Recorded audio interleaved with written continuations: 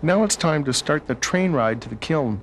The trip can be a little jerky, so here and there are pieces of styrofoam to absorb shock. Also, the clay pieces become soft during firing and require supports.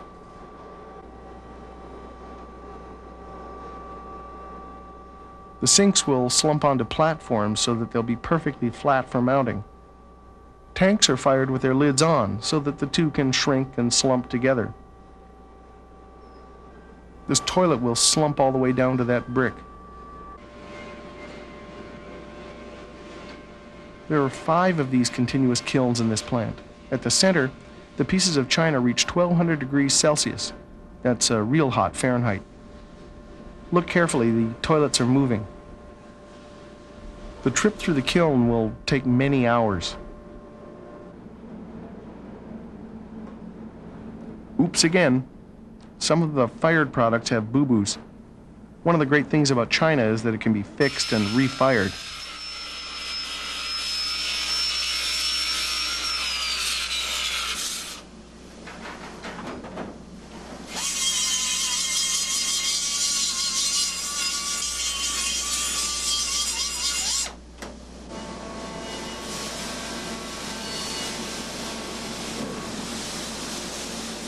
The glaze in this department has a brightly colored vegetable dye added to it to identify which glaze is which.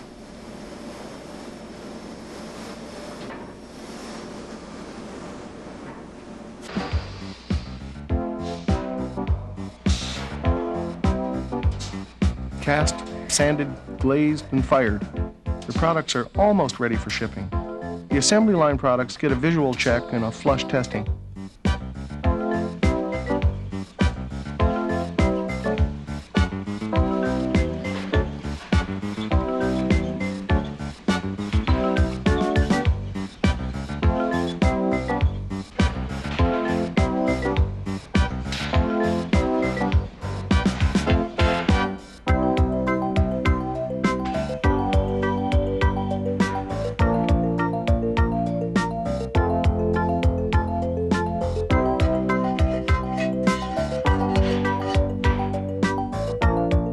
This blue dye will show up minute cracks in the glaze.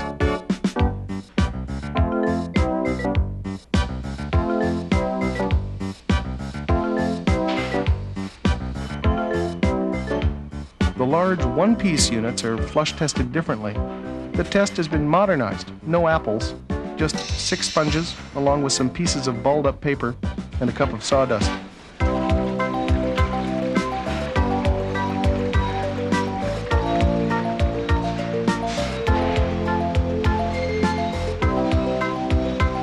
Where to go?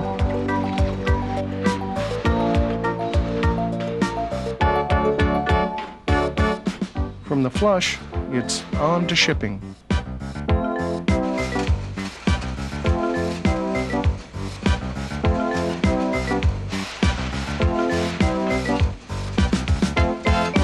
And as they say in the toilet biz, their fate awaits.